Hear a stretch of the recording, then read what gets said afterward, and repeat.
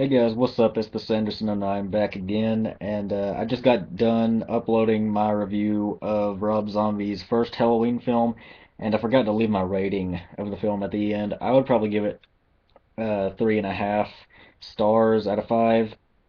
So, if you wanna if you wanna know my thoughts on the movie, then just click the video if you haven't seen it.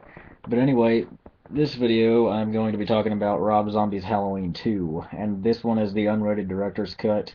I have heard that the theatrical version is better, but I cannot find that version anywhere. Everywhere you see this film, this is the only version that I ever see.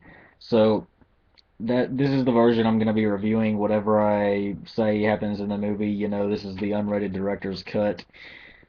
So I don't know. I may see the theatrical version just to see if it's worth it. I have heard that it's better, but anyway, the stuff I'm going to be talking about in this review is going to be in that version. So anyway, I liked Rob Zombie's first Halloween film. It didn't go too it did its own thing, but it did sort of stay true to the original source material to a certain extent. To a certain extent, um, but this movie just kind of goes into what the fuckville. Like there's so much weird shit in this movie, so many weird dream sequences and visions, and stuff like that. But anyway, I'll talk about the plot of the movie real quick. Basically it picks up right like where the first went off, kind of like the original Halloween 2 did, um, which I thought was pretty cool. So Lori gets taken to the hospital, and then Michael's body is put like in the back of an uh, I don't know, an ambulance, I guess. And the two people in it are like the fucking like the most perverted like pieces of shit ever. Typical Rob Zombie characters. And they're talking about having sex with corpses. Uh, you tell me. I really don't know. Um, and then they hit a cow that just happens to be like standing in the middle of the road. Um, and the driver is killed, and then apparently hitting a cow and getting in a crash reduces your vocabulary down to one four-letter word, because the guy in the passenger seat just like over and over again for like a minute he's just going like fuck, fuck, fuck, fuck, fuck, and it's very annoying. But then Michael takes a piece of broken glass from like one of the windows, I guess, and saws off the guy's head, which was a little, um, I don't know, much, I guess, but it was cool, so I'll let it go. And then you, and then right after that, you see what one of the main problems of the movie is. Michael then sees a vision of his mother in a white dress with a white horse.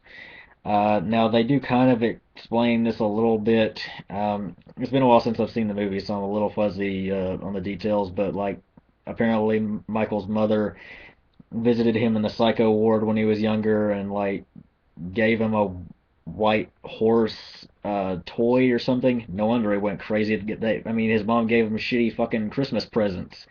But anyway, and then he talks about a dream or something that he had of her with a white. I don't know. But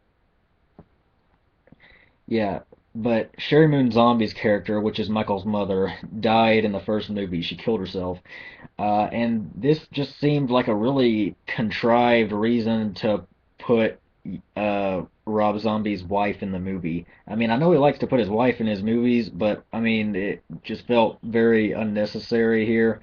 I mean, maybe if you want to make her play another character or something, like, but I mean, even that would be uh, just weird to do.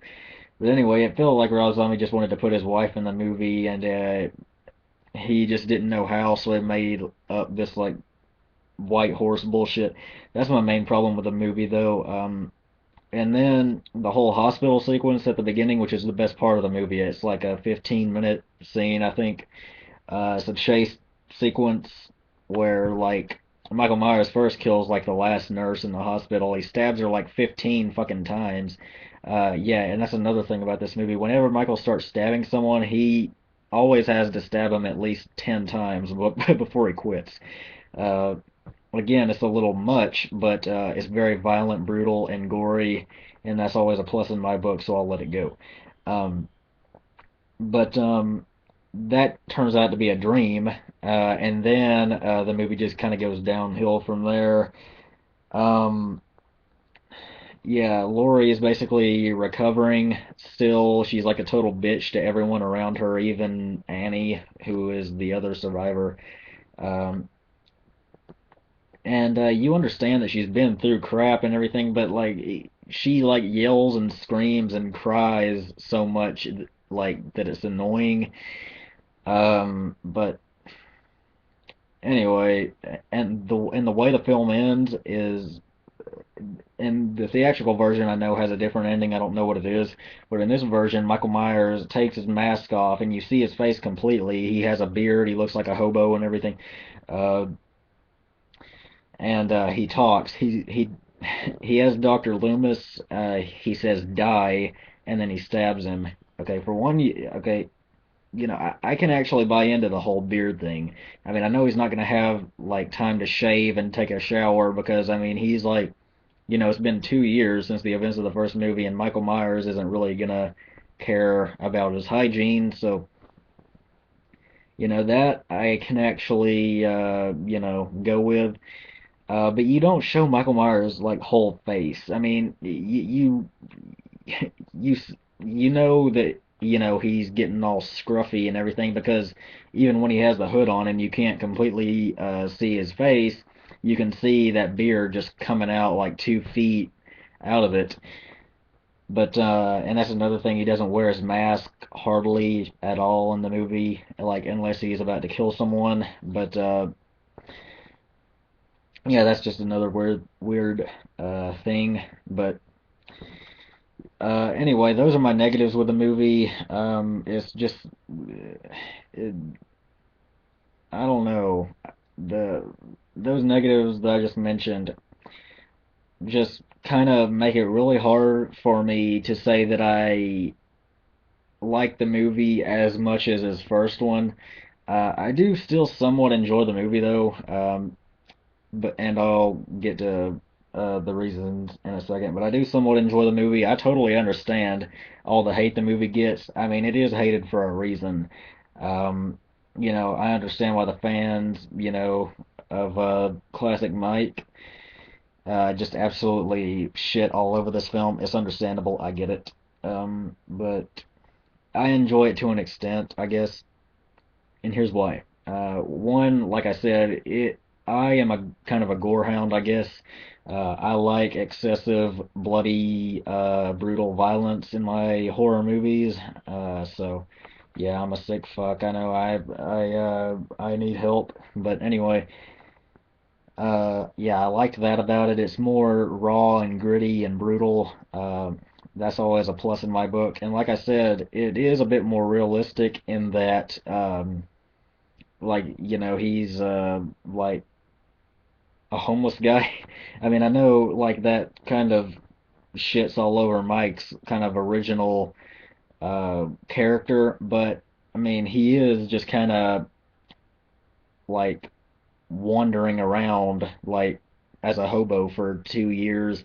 So I can buy into that, and I can look past that. That doesn't bother me too much. Um, and Sheriff Brackett's character, played by Brad Dourif, is a very likable character. But in all honesty, though, besides Annie, he's like the only likable character in the whole movie. That's another negative I have with the film. But um, what else can I say I like about the movie? Um, okay, while Laurie's character is very annoying and actually unlikable, I do kind of, I mean, I don't know. I'm able to let it go because of all the shit that the character has been through. Even though it is really annoying and sometimes, you really hate the character for the kind of things that she says and does. I guess I'm kind of able to let it go a little bit. So I'm kind of half and half on that. Um, but yeah, there's just like too many negatives that I have with the film to like make me say that I really enjoy it. I just kind of enjoy it to a certain extent. This is certainly not one that I watch like every year or so. But anyway, um, I'd have to give it maybe 2.5 stars. Not quite three because I don't know, 3 stars just, I mean, I do sort of enjoy this movie, but 3 stars just feels a little bit too high to be perfectly honest. But anyway, I'm gonna stop ranting. Anyway, so leave a like for this video if you enjoyed it, leave comments, and that's it. So thanks for watching. Bye.